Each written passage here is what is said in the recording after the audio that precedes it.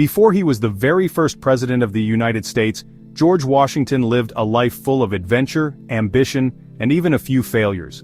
From a surveyor in the wilderness to a military leader in the French and Indian War, Washington's path to the presidency wasn't exactly a straight line. Let's rewind the clock and take a look at the fascinating life of George Washington before the White House. George Washington was born in 1732 in Westmoreland County, Virginia, back when America was still a bunch of British colonies.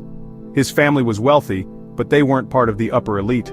George was the son of Augustine Washington, a planter, and his second wife, Mary Ball Washington. When George was just 11, his father died and young George had to grow up fast.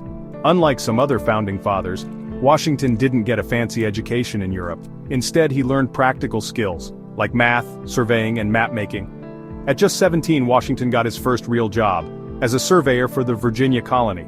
This wasn't just any desk job. George spent weeks at a time in the wilderness, mapping out land, dodging wild animals, and getting a taste of frontier life. This experience toughened him up and gave him his first real glimpse of the land that would one day become the United States. But surveying wasn't enough for George. By his early 20s, he was itching for adventure and found it in the military. In 1752, after his older brother Lawrence died, George inherited part of the family estate, Mount Vernon, but he also took over his brother's role in the Virginia militia.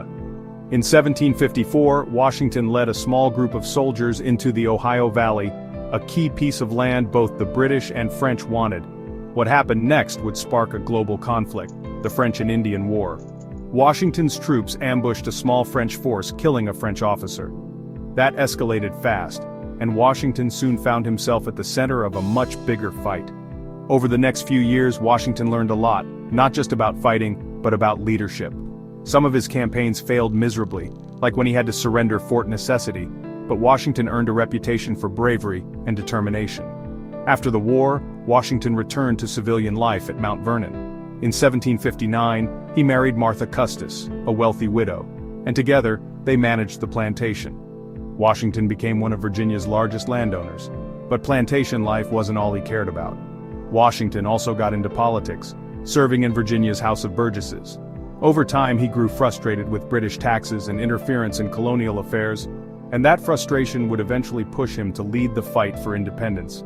By the time the American Revolution kicked off, George Washington had already built a life as a soldier, surveyor, planter, and politician.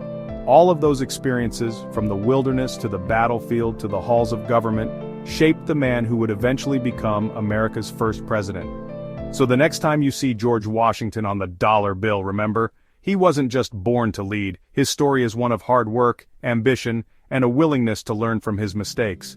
Want to hear more stories from history? Don't forget to like, subscribe, and drop a comment below. See you next time.